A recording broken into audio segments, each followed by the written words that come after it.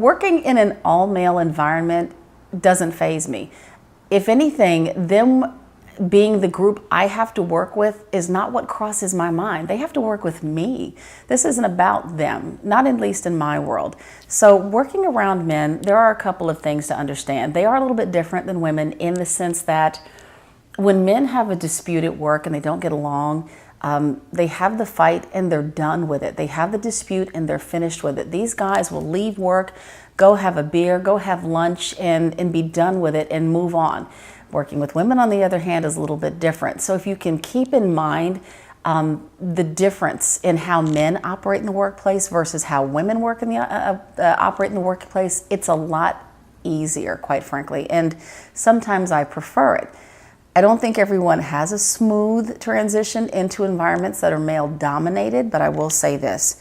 Do not be the meek, quiet woman. I've had men trample me when I talk.